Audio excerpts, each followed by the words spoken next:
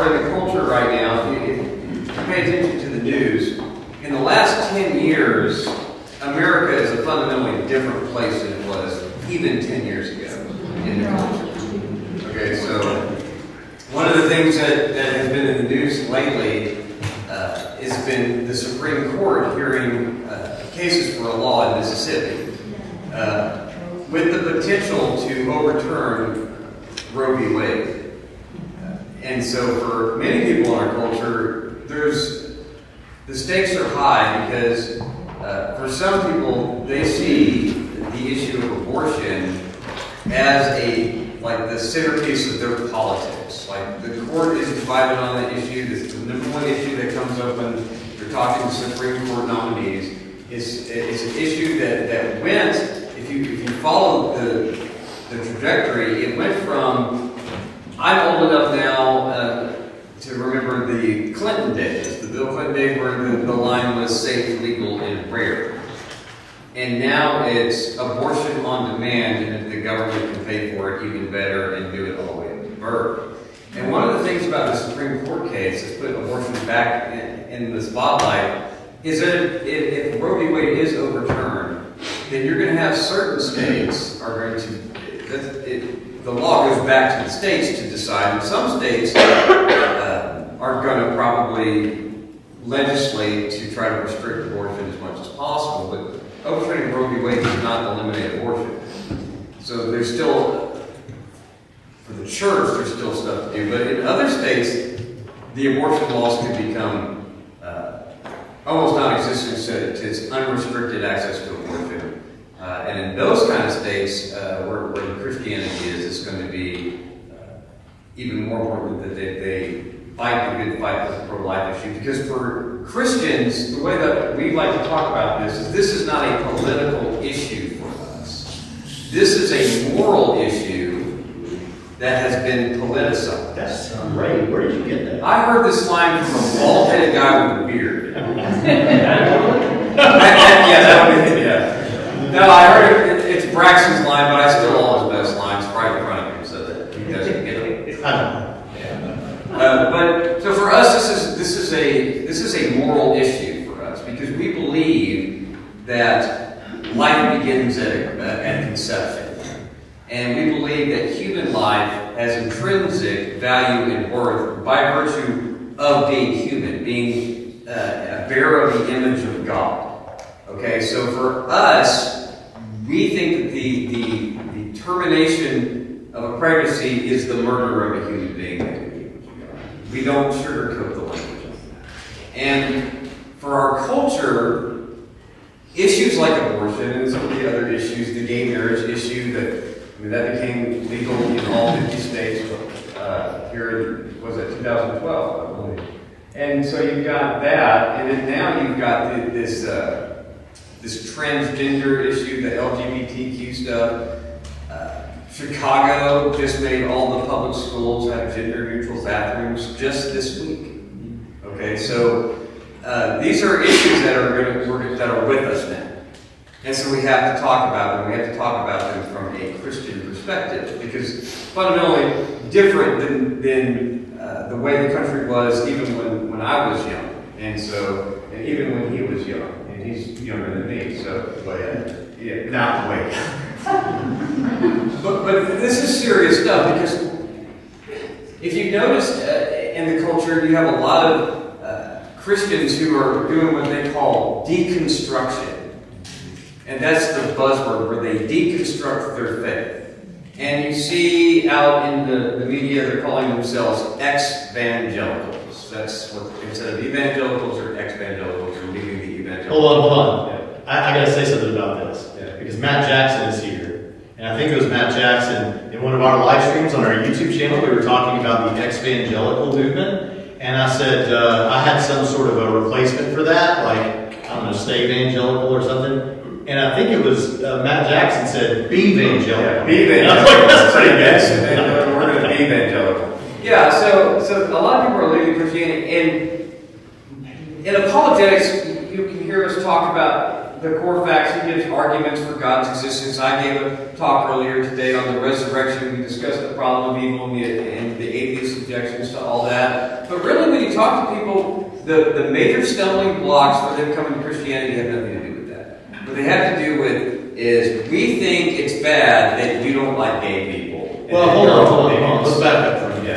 Yeah. Now, see, we've done this kind of thing at a couple of conferences now, and this is what we do every Friday on YouTube. We take live questions and we just kind of talk back and forth. So it's kind of what we're doing right now live. So or interrupt one another. Would you stop it, Bridget? Yes. Be quiet, Bridget. And so, let me caveat what he's just said, because those that may have seen our show know that he's the bad cop, I'm the good cop. He'll say the hard thing to everybody. Somebody finally said it, and I'll say, now, Bridget. But as we're looking at that, I just want to make clear that the issues that we're talking about, like the problem of evil and all those sorts of things, it's not that that's not the issue for anybody or even a lot of people. It's just that Pritchett wants to say, and he's right, that in general, the average person you're going to meet who doesn't believe it's going to be. Yeah, so crazy people on the internet, they want to argue about why does God let Arkansas teams beat Texas teams. Literally no atheist is arguing that way. Why does God let evil happen? Oh, how can you prove that's evil. How can you prove that God exists, from science? That Arkansas is winning this much. Right, exactly. And miracles do happen, folks. But those kind of arguments, really, they take place in universities. They take, which fewer and fewer people are attending universities. They take place, but they're not the conversations that are taking place at the supermarket. They're not the places that are at shopping malls and shopping centers. The conversations is, we don't want to be bigots. Christians are bigots, so we don't want to be Christians. That's basically what you get a lot. And then a lot of the people who claim to be Christian, that join this deconstruction thing, this ex-evangelical thing, we have covered some of them. One of them was the DC Talk person that we covered. Kevin Max. Yeah. Now, he didn't reject Christianity, but it looks like maybe a trend toward progressive. Right, progressive Christianity. Like a theological liberal. Yeah, and then you've got, there was some other famous Christian YouTubers named Rhett and Lane. Yeah. And so, they have rejected they left Christianity. So you keep seeing all of these people in the culture, and I think what it comes down to is a lot of them, they can say that they have these lofty philosophical questions about the Christian faith, but when you get down to it, it's these cultural issues that are really. Oh, I thought something much more along was coming. That's Pritchett. Yeah, but no, it's really these things. When I talk to people about Christianity, that's the first thing that always comes up for me is the LGBTQ stuff, because nobody wants to be bigots. The next thing is abortion. I mean, it's like for some people this is a sacrament for them. It's almost a religious thing that you have to defend. The Church of Satan in Texas, right? Isn't it Texas? Yeah. Church of Satan is saying that it's a religious right and they should be allowed to do it. Yeah, they want to call it a religious right, R-I-T-E, in the Church of Satan to get a religious exemption for the Texas law that is supposed to go into effect. Which, by the way, if it were to, it would make the Church of Satan basically a pharmacy as well. Yes. Because they would have to distribute their own drugs or something. The abortion. We did a show on it, yeah. We've done a show on this, but it's been like 2 weeks ago, so I forgot it. Yeah. So the Christian position, though, is that life begins at conception. Like we talked about, we're fearfully and wonderfully made in the womb, right? John the Baptist recognized Jesus in the womb of Mary, and Luke, the physician, uses the language of baby. Like that's the baby's, so. And the baby leapt for joy. And the baby expressed joy, right? So for us, the issue is simple. And one of the things that you need to know when people have this conversation is like, well, can Christians make exceptions to abortion for rape or incest or the life of the mother? when I have these conversations about abortion, I say, for that, it's like, I want to talk about the issue of abortion. But the idea that 0.05, not less than 1% of all abortions have anything to do with the life of the mother or rape. So, Richard, what you're kind of saying is that people will take that extremely low percentage, right, and then use that to leverage the rest of the... Exactly. And so if you want to talk about abortion and they try to get you onto that topic, say, can we talk about that later? Because that is almost what we call, in philosophy, it's a red herring. It's to distract you from the real issue that people, over 99% of all abortions are abortions of convenience. And so I don't even want to discuss the 0.05% of all abortions until we figure out, are we going to be a culture that values human life, or are we going to be a culture that does not value human life? But Bridget, in a multicultural culture, so to speak, how do you make a case against abortion in general that's not just that's going to be appealing to secularists? Well, that's the great thing.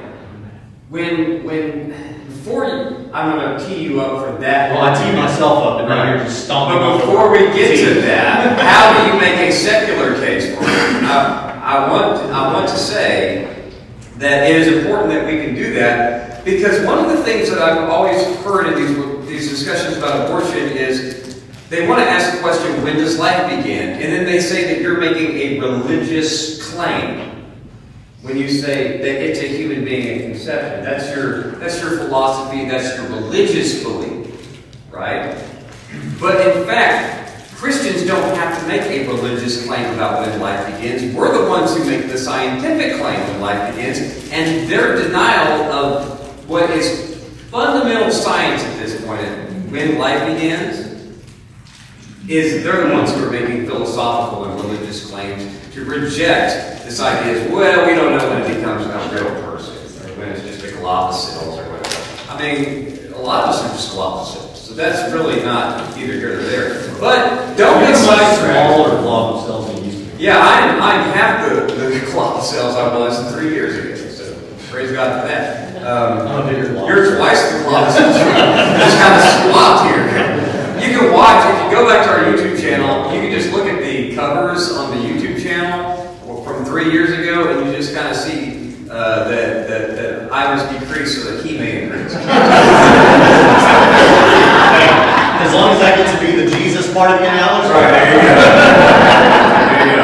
So, it's really, you don't put the onus on your opponents that want to talk to you about this and argue about when life begins, because for us, we give, as much as we believe that life begins at the point of conception on religious grounds, we also, because our religion matches our science, because this is God's reality, we argue this purely in secular and scientific terms. So why don't you explain how we do that?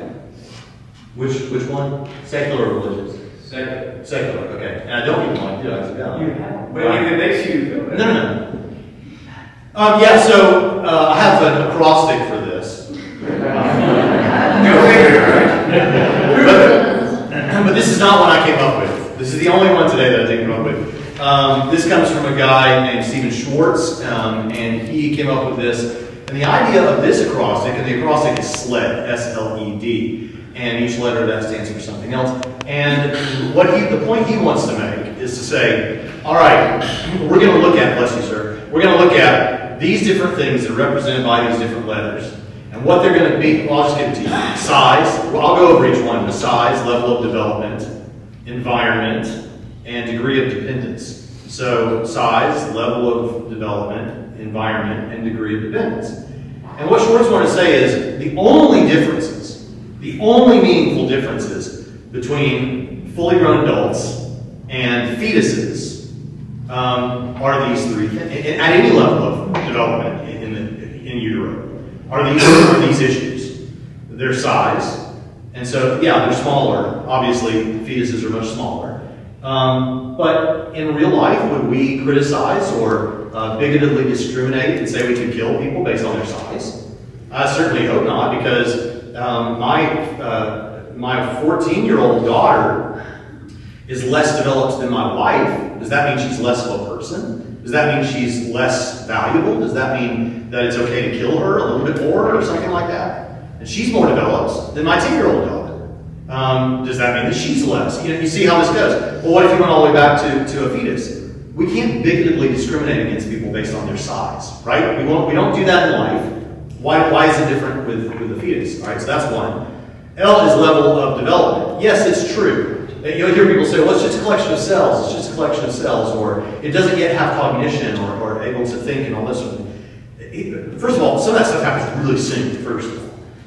But secondly, yeah, the level of development is much lower. But again, my 10-year-old is at a lower level of development than my 14-year-old, which is at a lower level of development than me or my wife, right? Does that mean that suddenly they're less valuable because is my 10-year-old less valuable because she has a less level of development? Of course not. This is nonsense. You can't bigotedly discriminate against people based on their level of development. Well, E is for environment. They're in the womb, right? And everyone else is outside of the womb.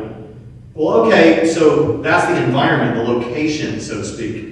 Do we ever discriminate or make different value judgments about people because of where they are, because of their environment?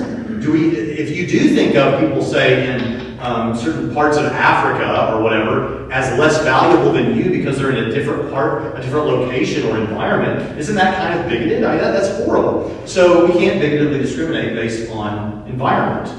And then the last one is degree of dependence. This is the one that gets the most popularity over the past few years, I've noticed, is the idea that, well, whatever the case may be about all the rest of that, Braxton, the child is dependent on someone else, namely the mother, to survive. And so she should have the bodily autonomy right to sever that if she wants to. But here's the thing. This degree of dependence doesn't work either. There are people all over the world in nursing homes and all kinds of things that are dependent on other people for their survival. We don't say that because they are dependent on someone else that this means now that it's okay to kill them. So these are, I submit to you, and Stephen Schwartz wants to submit to you, the only meaningful differences between fetuses and fully grown adults. And guess what? If we did it with any other kind of person, well, let me say this, any other kind of human, we would consider that extremely bigoted and unacceptable. All right, so that's how that works. The SLED argument. Size, level of development, environment, degree of dependence. And I think that's really helpful that you could maybe take that and use that when you have conversations. Because as he said, you are having conversations. He says he has conversations in the supermarket. I don't know who you're talking to about abortion in the supermarket, but anyway. Where's the surprise? But I go to the supermarket. I don't go to the supermarket. You need to try it sometimes. Well, ever since COVID, I've got apps for that sort of thing. Okay? But the bottom line is that's helpful. Now, if you're the kind of person that says, well, hold on, Braxton, but one thing that we need to get, because he was talking about the scientific perspective and all that, so you can say, well, hold on, when we're talking about abortion, we can't say isn't there a dispute, Braxton, about whether we have new human life from the moment of fertilization or the moment of conception? No, there actually is no academic dispute about that. That is a dispute that's had on the internet. That is not a dispute that's had amongst Peter Singer, who is pro-choice to the degree that he thinks you should, for up to a year after the child is born, still have the ability to end this child's life. And shockingly, we've seen indications of that in the United States over the past several years. And he even says, but make no mistake, at the moment of fertilization, this is a new human being. You take male human genetic material, female human genetic material, you put it together, and you've got new human genetic biological material, right? That's new human life. The discussion is, at what point is it a person? Now, if you ever hear anyone say, well, we've got this all scientifically figured out, that is a lie. This is not a scientific question. Whether it's a human being is a scientific question, and the science is on our side, it is a human being. The question is it a person? And that means you've got to use philosophy, unless you have scripture or something that does it. But if you're a secularist out there, you've got to use philosophy to arrive at, is this a person and when? Now here's what I want to submit to you in addition to the SLED thing that I just gave you, is any time a secular person makes a determination about at what point it becomes a person and it's no longer okay to terminate because now you're killing a person. Every time they try to pick a spot, they'll say after so many months or after the brain is sufficiently formed for cognition or whatever else. They are guessing. It may be an educated guess, but it is a guess, and that is incredibly reckless. Because they cannot know for sure that they're right. And if they're wrong, then this would be, in any other situation, manslaughter or something like that. So this is a very serious issue. That's why Pritchett says science is on our side, because the science part of this is it a human or not? Yes, it's completely a human. Science is on our side. Is it a person? That's a philosophical question. And I think the sled argument gives you the philosophical explanation for why you should not treat it any other way than a person. Because it would make you bigoted in any other situation, because it would be incorrect. Yeah, and that's the power of the sled argument, is that at any point, it becomes arbitrary where they make those lines about human life and person. Well, I don't want to say arbitrary only because they may have thoughtful reasons they put it, like when the child is able to, think or whatever. But it's still, even if it's an educated guess, it's still a guess. They don't know. Yeah, well, the guess makes it reckless, but still arbitrary. Okay. Because, you're just picking, because that's what came up in the case. It was, 22 weeks under Roe, and now Mississippi's moving that back to 15 weeks.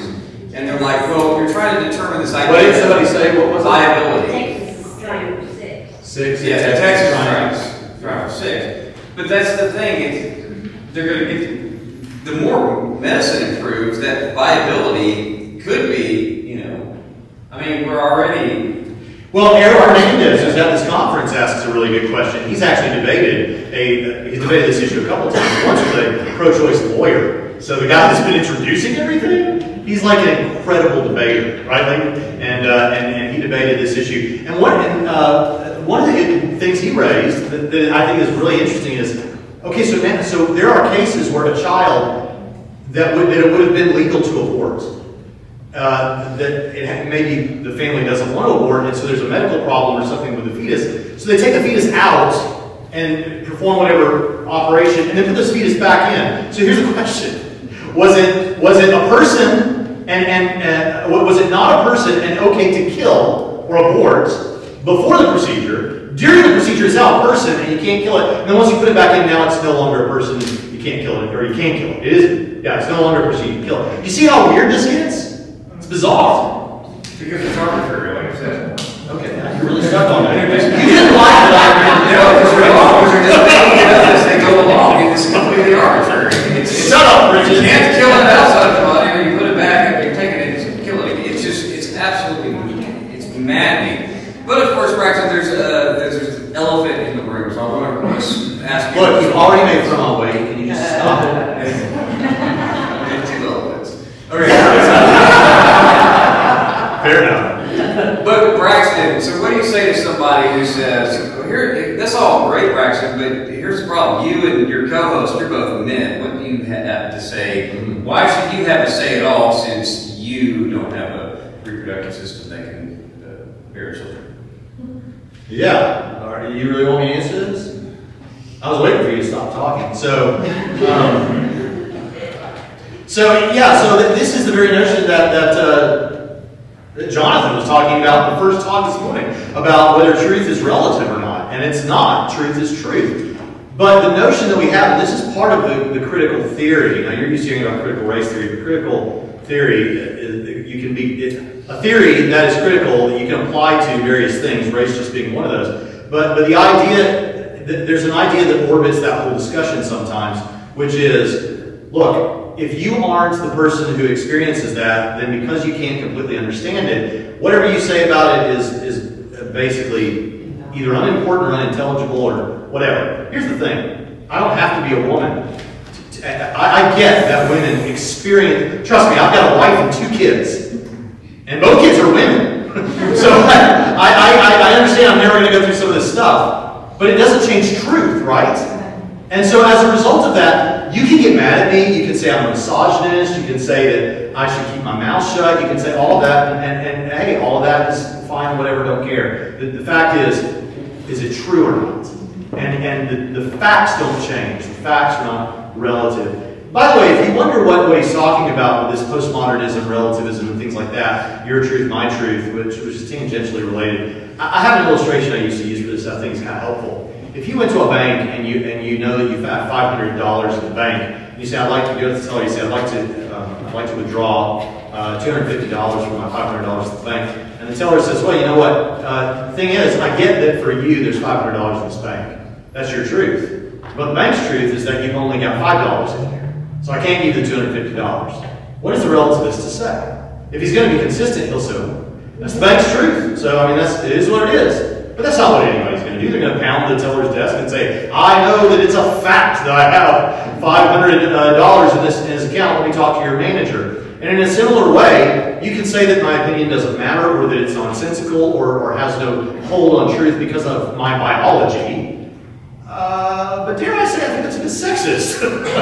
I think the reality is, if what I'm saying is true, it doesn't matter that I'm a man. It's true, right? Yeah, and notice that up until this week, when the Supreme Court heard that case, men could give birth to babies 2 weeks ago, right? Because that's what they kept saying. So we were all birthing people now. But notice how that all went away, and now you can't say anything because you're a man, and so those justices... Oh, I think they still say both. I just don't think they know. It's like you said this morning, the worldview unravels itself. Right. They make it up as they go along, and now it's inconvenient for them to said all this nonsense about men giving birth. So I'm like, wait a minute, I thought you said that men can give birth. Well, apparently that went out the window. So this is how insane these people are. And I don't mean to sound disparaging. It really say insane. Don't call it insane. That's a clinical. Use a stronger term. Right, crazy. I've got news for you. This is the one issue. People that watch our show know that, yeah, I'm the good cop, he's the bad cop. But when it comes to the issue of abortion, I think this is such a serious issue that I take no prisoners with it. I think this is serious. The only thing I would say that's of tenderness is, if you're a person or you know a person who has had an abortion, well, thank God that we have a God where there's forgiveness and there's mercy. And by the way, it may not be that the girl who goes to have an abortion is necessarily clear. Clear on all these things. Let's remember that we live in a culture that is attempting to confuse people like that about these things and encourage abortions. And so I don't necessarily, I mean, it's wrong, right? But I don't hold them to the same standard that I do the medical doctors who know what they're doing and are aware of these debates. But in any case, there is mercy for the girl that has done that, or the guy who has encouraged his girl to do that. So, but in general, when it comes to the people who are the popularizers and the pushers, I've got news for you. I have nothing kind to say about that situation. Yeah, I'm talking about these people are crazy in the way that they argue. As far as now, one in 4 women now have had an abortion, and so when you listen to them, there's a spectrum there of these women who've had abortions. Some of them are out there in front of courthouses, courtrooms, proclaiming how much they're proud of their abortions. And others of them, women out there who are broken and devastated because of their abortions that they have. It traumatizes them for years and decades, you know. And even after they go on to have other kids, they think about the one that they didn't have because they went and had the abortion instead of the child. And the church has got to be the place of grace and welcoming and encouragement to those women, that there is refuge and rest in Christ and among Christ's people. So that's our job as Christians for that. But it's also our job to there's the emotional issue of dealing with people who've gone through with abortions, and then there's the moral issue of taking the stand and being bold about defending human life. And trust me, it will get you hated. No one will like you for it. But honestly, I'll say this. I think that the people that we interact with who are pro-choice, normal people in our lives, they at least see what we're saying. Like many times, they understand why we feel the way they do. They just disagree. But when I'm dealing with atheists through our apologetics on the channel, and they try to make me sound or feel like a bigot because of our position on human sexuality, I just point out, yeah, these issues are real big, and I understand how you want to paint me when it comes to human sexuality and our biblical feelings about sexuality. Didn't one person say you were the nicest bigot? I'm the nicest bigot. Nicest bigot. Yeah, he did a show on sexuality. the sexuality thing, and one of the atheists in the comments was like, you know, I mean, I don't agree with what you're saying, but as a Christian goes, you're one of the nicest bigots I've ever heard try to talk about this issue with delicacy, so congratulations. I felt like that was progress, but the point is, if they try to think of us or treat us as though we're bigots because of the issues with LGBT and all this sort of thing, I mean, with the abortion thing that many of them hold to, and by the way, yeah, just because someone is an atheist, it doesn't mean that they hold this whole range of different views, but it's something like in the 80-something percentile of atheists hold to the pro-choice position. And I think that is, if you want to call me a bigot over the LGBT stuff, if we're just comparing issues, come on, millions dead because of abortion. Right. And speaking of that issue, so it's time to transition to that because that is subtle. He's a professional. That's your subtle transition. Yeah. Speaking of which, let's change subjects altogether. No, I'm kidding. What we need to talk about now is when I was, and I was talking about when I was young, because I can say that now. I'm over the hill. So when I was young, the report was less than 2% of the population of the United States identified as homosexual or lesbian or bisexual. It was less than 2%. Even in the 90s, probably even the early 2000s, wouldn't you say? It's somewhere around there. I know. Recently, you didn't pay attention to this stuff. Okay. So one of us tries to be aware of our world and the other one was worried about his hair loss. You're just saying. That was going on? No, that was a great blessing. Losing my hair was a wonderful thing. I just not fixated on this issue like apparently you are. Yeah. Well, it's concerning because it went from 2% or less or fewer. Here recently, we just found out that 30% of our population now identifies as LGBTQ+, and 39% of those between the ages of 18 and 24 now identify as this. How did that, like overnight almost in this country, you go from 2% to 30% generally, and then the 18 to 24 specifically, 39% of them are identifying it. So they're 9% higher than other demographics now identifying that. Now, could it be the case that in our culture we've seen an increasing effort from the media to normalize this in entertainment? Of course. You add to that the normalization of this in our public schools where they have sexualized our children as starting in kindergarten, in the first grade and second grade, now they want drag queens to read to our kids, right? Is it no wonder that they have shoved this sexual confusion onto children at such a young age and then adults in their entertainment that they consume, that now all of a sudden it is 30% of people. And you think about your own lives, I don't know that many people, 3 out of 10, almost 4 out of 10 of a certain age demographic are identifying as this. Why are they doing this? That's right. When you see stats like that, here's the thing. I'm still sticking to probably somewhere around 5%, probably. I'd say it's increased, yeah, because at any time you make something that was taboo now more acceptable, people that were hiding kind of can come out into the light more. So I wouldn't be surprised that it's gone up a little bit. Sure. The thing is, it's now become kind of you're kind of in the end if you can categorize yourself in the LGBT community in some way. Yeah, but I want to say that we're at this transitionary period right now where I agree with you that I don't buy it either. But the longer we let this go in culture, like I think a lot of people are doing it because it's trendy now. And there's also a thing, if you're familiar with going back to the critical theory stuff, there's also an intersectionality thing. And so what you see is you see a lot of white people who find themselves as the demons of the culture now, and so they want to find somewhere on the victimization scale, and that's the closest thing that they can do. So now they want to identify as LGBTQ, so that puts them higher on the scale than just being a straight white person or the worst of all devil, the straight white man.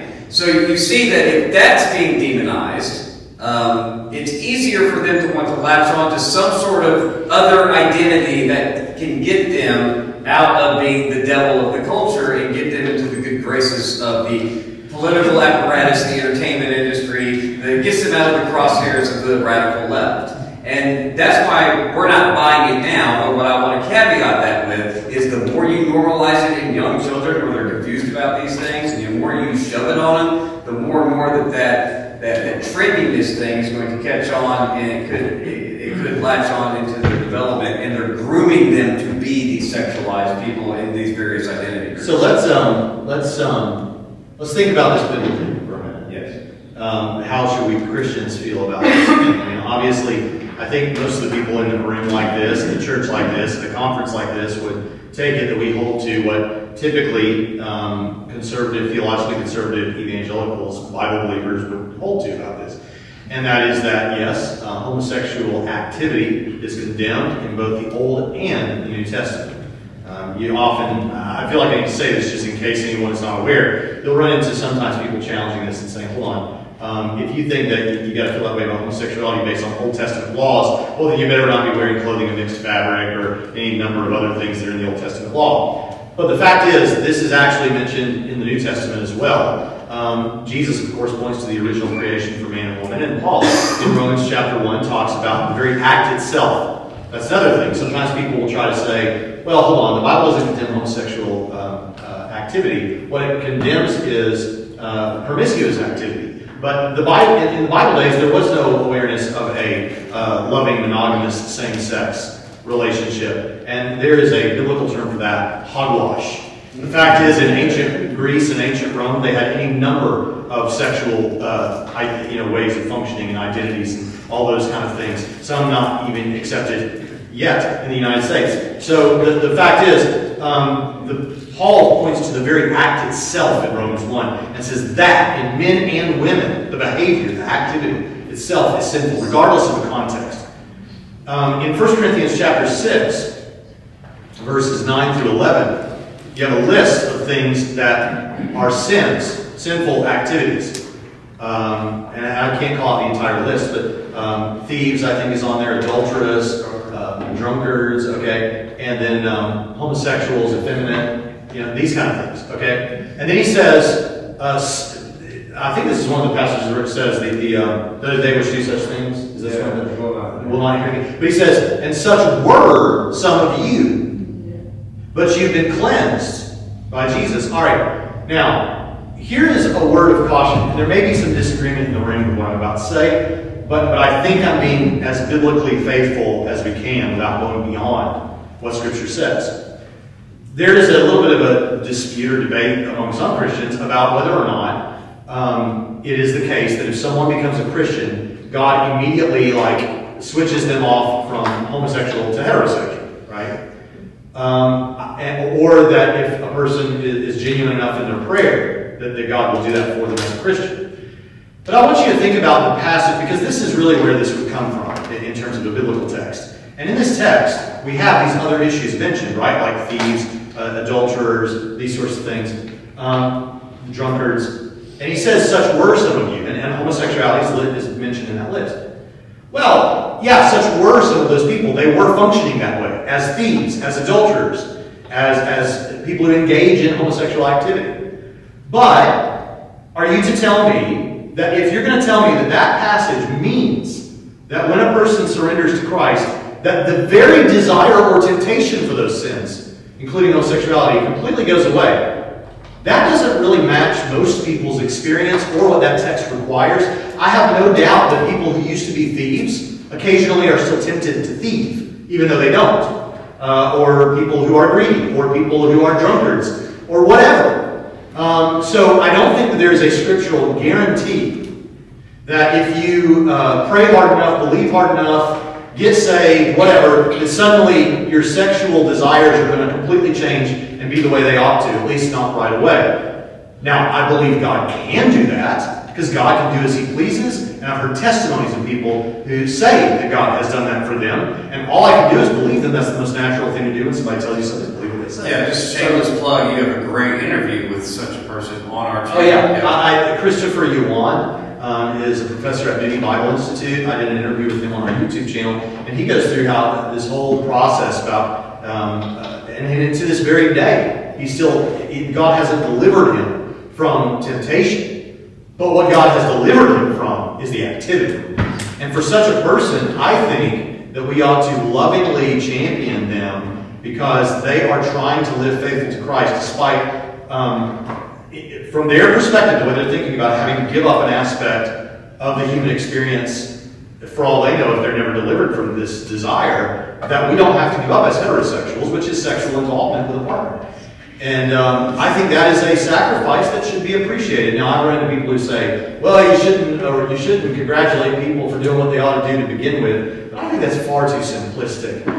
We always think, we always encourage our children when they do the right thing, even though that was what they were supposed to do anyway. And I think for people who make a move like that in this culture and say, no, I have these desires, but I'm going to live for Jesus. I'm laying it all on the line for him. I may make mistakes going forward, but that is not my desire.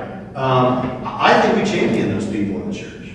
So is that how you became a nice bigot? By talking like that? Yeah, that's nice bigot talk in the eyes of the world. Yeah. So we have to think about this constructively. So if the tough ones, and I know that this is a reality for some Christians. What if there is a family member that wants nothing to do with church simply over this issue? How are you supposed to engage that family member on this issue, that you want to love your family, that you also want to reach them with the gospel? How do you interact with things that, whether it's family or very dear friends that come out of the closet in this kind of thing or live in this lifestyle? How do you engage those people that are, it's one thing for us to speak about this in the abstract. There's another thing that we are going to start having these people in our lives if we don't already. How do you interact and evangelize? Well, you're asking me like I have all these answers. I don't know. That's what they pay you to come to these conferences. Well, ultimately, I don't know, and I think it's a bit subjective in that it's going to be different in each case how you should treat that because people are different and people function differently. I'll tell you this: a couple of years ago, when my oldest daughter was a little younger, she went to the YMCA camp near us, and she was there for a week. And she was made by the person that was that was over her in her bunk, as well as some of the people in there to feel ashamed because she did not voice support for one of the counselors who had come out. And she came home really broken about this and having all kinds of questions. We worked through all of this, but actually in the midst of that, she said, I don't even think I believe in God. Now, she said that to me, right? And so that shook me to my core. I called my dad and I said, Dad, I'm seeking wise counsel because that's what the Bible says you should do. And I said, I want to know what you think about this. And I think he gave me some great advice, especially if it's a young child or an early teenager or something. He said, do not overreact to this.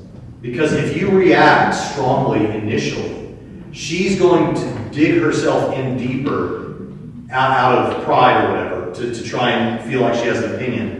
Especially at that age, in early teen years and just before that, where people are trying to find out who they are and get a voice for themselves. And if they're children, let's face it, they're being told they're wrong about a lot of things all the time. And so I did that. I let it go. I didn't say anything really to her about that. And if you think I did the wrong thing there, maybe I did. I could be wrong about this, but I think it was strategically right. Because it washed itself off, we moved on. She's a strong Christian now, and she's very clear what she thinks about human sexuality, and it's a biblical perspective on human sexuality.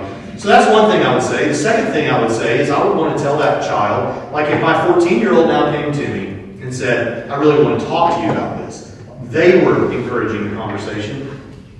I don't know, maybe there's someone in this room who's actually had this experience. I don't know, but I know what I would want to do first and foremost is tell them, listen, you know what we think as a family about what Scripture teaches about this and where we hold Scripture. And we're not going to back off of that. But I want you to hear me when I say that though we may disagree about this issue, and though we think it's a very important issue, I will never stop loving you. I will always be there for you. You're a part of this family. We care for you. And all those kind of things. Because I think she's going to be more comfortable opening up to me more if she feels safe with me that way. Sean McDowell, Josh McDowell's son, maybe you've heard of Sean and Josh McDowell. He didn't have an issue with this, but when he began to have doubts about his Christianity, about whether God exists, He went to his dad, and his dad said, I think there's something great about this, and that's that you're going to come out the other side stronger because you're going to find the answers for yourself. And that's what happened. So I think keeping a positive attitude, and even if inside we can't stop the existential freak out that we have because we love our kids so much and all that, I think if we can approach it with sobriety like that, that could be helpful. And beyond that, I want to learn too how to best do that. So I'm waiting for you to tell me. Well, yeah, the only thing that I would add to that is I'm of the firm belief that you cannot compromise your positions. You have to start there. You just can't compromise it. But you also should not be the reason that any fellowship is broken with your friends or loved ones over this issue. Because that plays into the hands that you really are the bigots. But if they're serious about the issues about bigotry on this thing, then you have to let them realize that if there's any fellowship broken between you and them over their sexuality, it's because of them and they're being bigoted towards your disapproval of that lifestyle. So I just approve of that lifestyle. If God didn't command against it, would I care? I don't think so, but I have to care about what God cares about. And since God is smarter than me, and He designed human beings to be a specific way, and for sexuality to be in a specific context of man and woman for life, and that was like page 1 of our Bible. This is nothing new for us. And that, yes, desires can be disordered, but we can love people, and we should never be the people that cause the loss of fellowship. If they want to break fellowship with us because they can't get over the fact that we think differently about it, that's on them, that's not on you. So that's the only thing I would add is we can be loving and caring and encouraging and all of that stuff to these people about what we believe is biblical and that we want them to flourish as human beings made in the image of God, and we don't think that they're doing it. Because the reason why this sin is so I keep looking for a moment to jump in. Let me add a couple of things after you get done with this next point. How's that? I was going to say, because one of the things that live every Friday, folks. Right, we need to think about is the reason why the Bible has such strong language about this. Have you ever thought about how the Bible does have pretty harsh language about this? The reason why certain sins are more sinful than others, and I see that there's a trend in church life where they want to say that this sin is not worse than others. Like this sin is not as bad. But if you look at the Old Testament, there were different degrees of punishment for some sins over others. And Jesus even said the least of these commandments, right? So assuming there's a hierarchy, that if some things you have to pay a shekel, and some sins it costs you your life if you commit it, there's obviously certain sins that are more than other, more sinful to speak than others. And if you notice, when it comes to like murder, for example, why is it a life for a life? Right? Why is it? Because human life is so valuable that if it's taken, then you have to take something of great value itself to signify the tragic loss. Right? That's the Christian view. So because human life is so valuable, to murder human life, not just kill for anything, but just that murder of human life, which is what it says in the command. So why is a lie so awful? Why does Revelation, what is it, 21:4? I'm not helping you. Yeah. Where it says all liars have a place in the lake of fire. It's one of those same sin lists that you find in 1 Corinthians chapter 6 or in Galatians or Ephesians. It's one of those. Why is lying? Why did that make the top 10? Because it breaks good things. All sin, the more sinful a sin is, and the reason why God is harder on some sins than others, is because of the more good things it breaks. What does lying do? It breaks trust between people. Yeah. Right? What does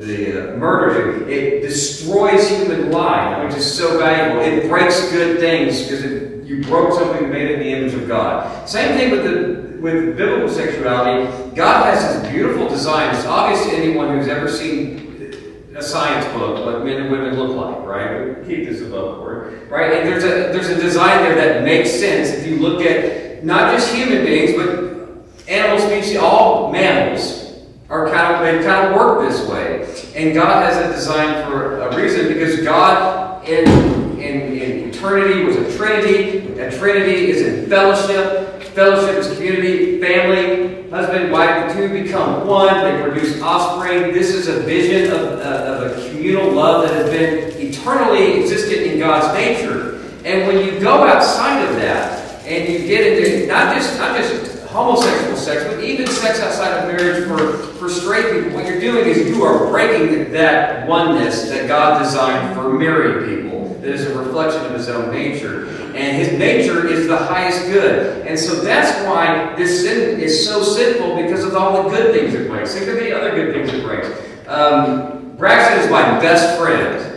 He is. You will get your chance in a minute. But I know Braxton is my best friend, right? But what does homosexuality do? What it does, it destroys something good like male friendship, to where now they want to say that stronger than a love of a woman, which I don't have. You're not Jonathan. I'm not David, but close. Okay.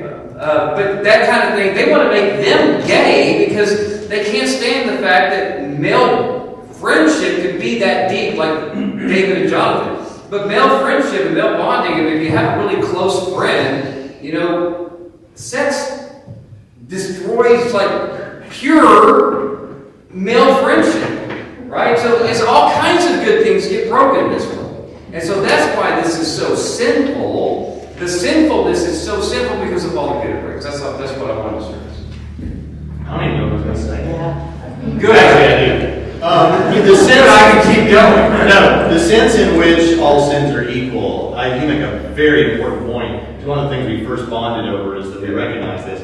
But the sense in which there's a similarity, I think, for church people is that if you have a carpet and you get one drop of grape juice on the carpet or a whole gallon of grape juice on the carpet, in either case now the carpet has to be clean, right? And if you have to be saved, you need the blood of Jesus. Even if you don't think your sin's all that big of a deal compared to Adolf Hitler or whatever, in both cases the carpet's dirty and needs to be cleaned in that sense, you know. So I think that's an important thing to say. And another important thing to say about this issue is you'll often hear people say well, the church draws a line at homosexuality. They don't draw that line at divorce. They don't draw that line at liars or gossips. They don't draw that line anywhere else. Why do they pick this arbitrary issue and draw the line over that? Well, the issue is we don't. We treat this issue exactly like we treat other sins in the following way, in terms of church membership, in the following way. If someone came to this church, Central Baptist Church in Crandall, Texas, and wanted to become a member, let's imagine that it's a lifelong liar. This is a guy who's what do you call people that lie all the time? Habitual liar. Habitual liar. Habitual, perpetual liar. Right? And they wanted to come forward. They came down, they said, Pastor Charlie, I'd like to become a member of this church. Oh, fantastic. Have you accepted Christ as your Savior? Well, first I'd like to tell you that I have a problem with lying, but I actually don't see it as a problem. I'm proud of this lying that I do. And I intend to, now nobody does this, but I intend to continue lying. I don't plan to stop. Okay, what would Pastor Charlie say to this person? Pastor Charlie should say to this person, I'm sorry. You can't even become a Christian without repenting of your sin. How in the world do you expect to be in a local fellowship and be in good standing if you won't repent of your sin, right? But if a liar came forward and said, you know what, I have this issue, I lie a lot, I am really trying to work, it's really embarrassing. I'm trying to work on this, I'm repenting of it, I'm laying it on the altar, so to speak, today. I may make mistakes going forward, but Pastor Charlie, that is not my goal. I'm giving it all to Jesus. Well, come on in, brother. We're all sinners saved by grace in here. Similarly, if a lesbian woman came forward and said, I'm a lesbian, I plan completely to continue in this thing, I'm proud of it and all that, I think that Charlie should treat her exactly the same way you would the liar and say, I'm sorry. You can't even become a Christian without repenting of your sin. How can you come into fellowship here? But if a lesbian woman came forward and said, I've dealt with this issue, I'm same-sex attracted, I've made mistakes in the past, I may make mistakes going before, but that is not my goal. I'm repenting and laying it all on the altar before Jesus. Come on in, sister. We're all sinners saved by grace. And that is an important concept to keep in mind when the culture says you arbitrarily draw the line at this because you're bigots instead of other things. No, we draw the line at repentance. And it's just that this is one of these social issues, really all of them that we're discussing here today, in some way or other, are issues that the people that are committing these particular sins are saying that they're proud of this sin, that they don't have any intention to change, And that's the problem, I think. I thought that needed to be added, but everything you said was beautiful. And I want to say about all sins are equally damnable. That's what puts the whole human race at the ground floor together. That's good. All sins are equally damnable. It's just that all sins aren't equally wicked. Okay? Even the slightest sin will damn you for a holy God without Jesus Christ as your Lord and Savior. Well, they're different in their ramifications, right, even in this world. Right. But with sexual sin, I sin against myself, my partner, and my God. Yeah. Whereas other sins, I'm not necessarily sinning against a partner like that. There are differences in ramifications. As you said, murder has a much bigger ramification than it does than some other sins. Right. And this idea, but it's like I talked about earlier, we Christians could do a better job in our own marriages, right? We could actually, that was the thing back when gay marriage was being debated. The thing is, well, how is that? They would say Christians haven't done so hot with marriage any better than anyone else. That was not the point, because we were arguing a point of God's intent, and we all believe that God is not happy with divorce. But the argument would have been stronger if we'd been living like Christians. Right, the argument would have been strengthened. We had taken that argument away from it if we were strengthening our marriage. So, divorce is not the end of the world for people, right? We don't draw the line. This is a church. The Christian church, the global church, is a church that has grace and forgiveness and restoration. That's the whole point. But they're going to call you bigots anyway.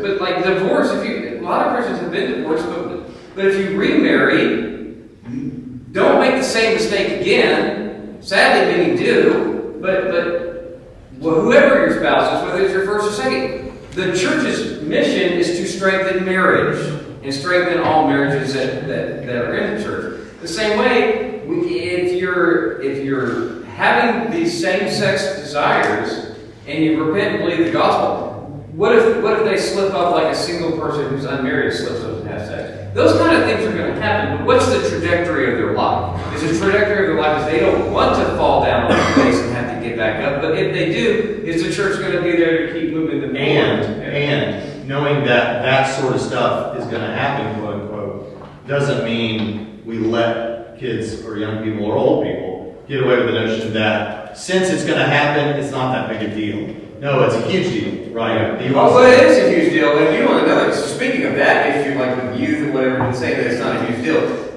When I was in youth group, and when I've observed youth groups even at our church, I find it funny. I feel like there would be a lot of flashbacks in this if it was a TV show. Yes. We keep going back to your youth all those many decades ago. Thank you for that. But I remember it was the same now as it was then. Youth groups get bombarded with abstinence and purity all day long in their youth groups that don't have. Guess what? Youth are actually having less sex than they were in the 90s. Now, believe it or not, they actually are. Promiscuous sex among high school and junior high has gone down since the 90s. Now, we preach that message to the youth all day long. You know who's having the most sex outside of marriage in the congregation? The adults. You know how little they're told to live pure lives? And when's the last sermon y'all heard about sexual purity among single adults? Last Sunday. Somebody out there doing it right. But I can't tell you the last time I heard one in my own church. So I'm going to clear off the spot and preach here for a minute.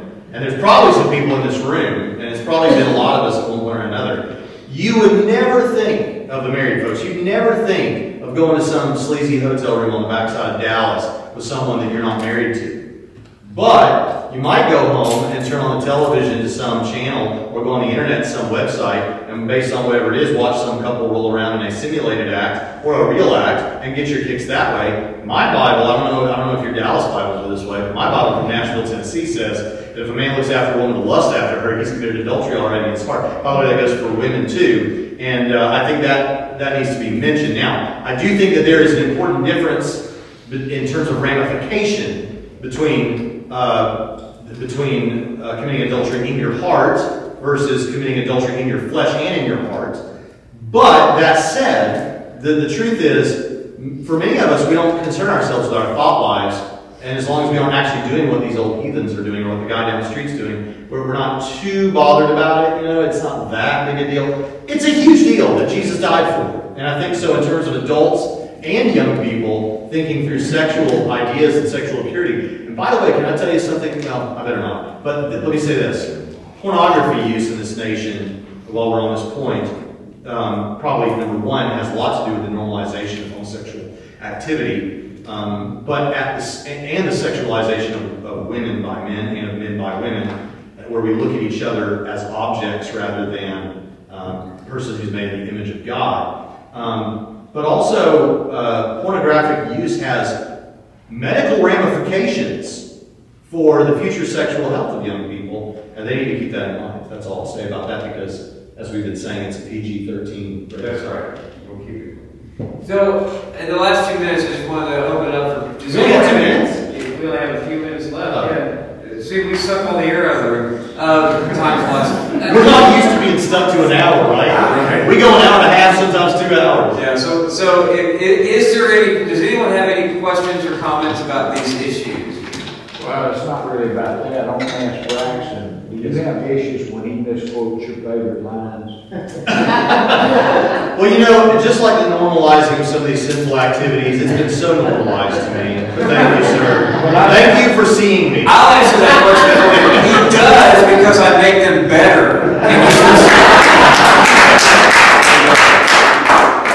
I do really have one. Are we, as a church, we need to be bringing sinners in. That's our purpose of salvation. And I know this goes to the joint of the church.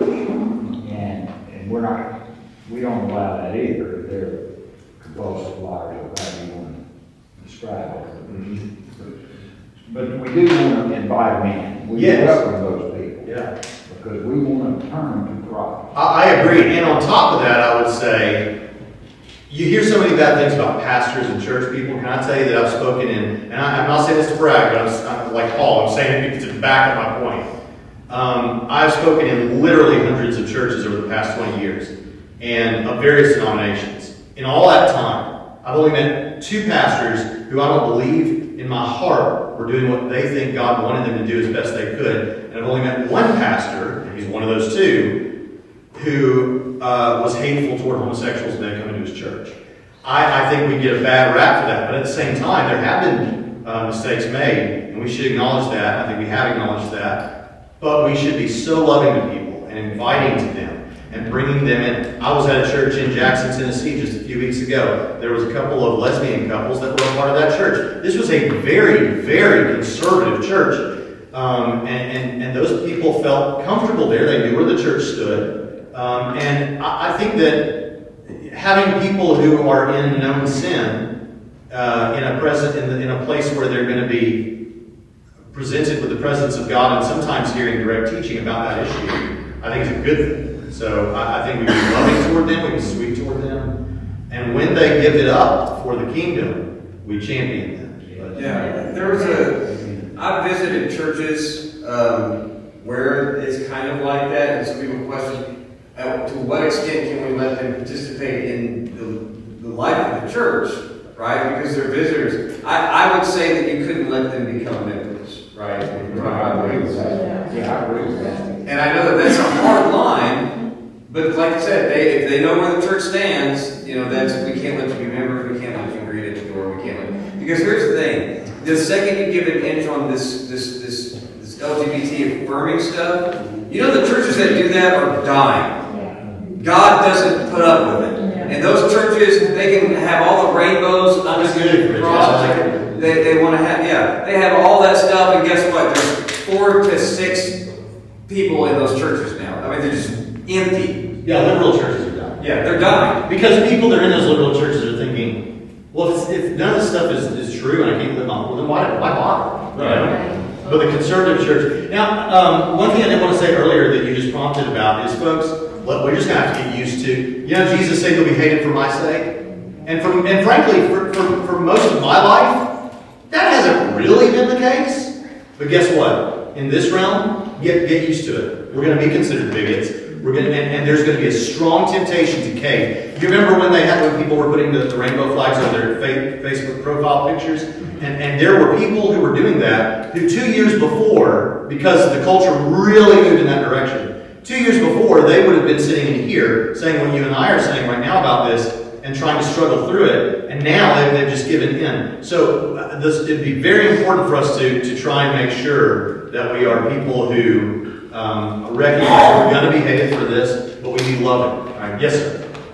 Yeah, back on I forget the term used, but the de-evangelicalized people who are, going a different way.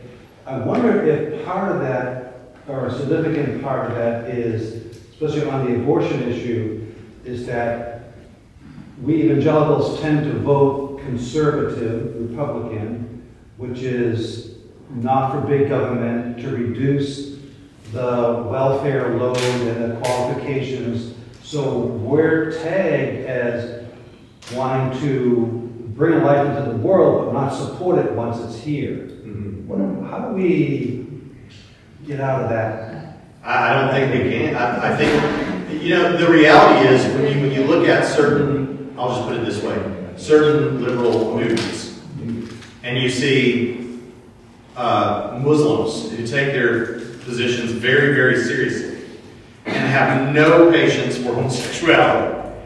And then in that same movement you have homosexuals who are very outspoken and they want drag queen story time and all that sort of thing. The common thread there to me seems to be a rejection of Judeo-Christian values. And if the question is, I think what I heard you saying, and I think is true, is that they can't, many of them see us as being a voting bloc, basically, that is going to make their life more difficult in living out that lifestyle. Is that what you're hitting on? No. Let's say we are pro-life, we vote pro-life, but then we don't support the life when it's born. We're supporting government increased expenditures for WIC, for daycare, blah, blah, blah, blah. That's what okay, well, here's how I would approach that. Like I said, that gets into politics. I understand that aspect of it, that if you want to vote for pro-life candidates, you're going to vote more Republican than Democrat, except in certain places in Louisiana where you have Democrats creating some of the most strongest pro-life laws in the nation down in Louisiana. It's Democrats. So it's going to be case by case, but this idea of, there's two issues here. We as a church need to take care of the widows, the orphans, the poor. One thing says, please remember the poor. To Paul, as James said, he says, I make every effort to do so. But there's two issues here. The church needs to do that anyway. But sometimes I get accused of being pro-birth, as if that's some sort of harsh thing that they've said. Yeah. And I'm like, yeah, that's exactly right. Because for me, the issue is not, let's say for an instance that I'm a horrible Christian and I couldn't possibly care less what happens 1 second after a baby's born. Which is not true about it. Which is not true about it. But let's just say it was. It's hypothetical. You really... I want to make sure people know. Yeah, as it turns out. No. Well, let's just say for the sake of argument that I am just pro-birth and I don't care what happens to the baby the second the baby is born. How does that change the argument that it's still an innocent human life that has dignity and worth and shouldn't be murdered?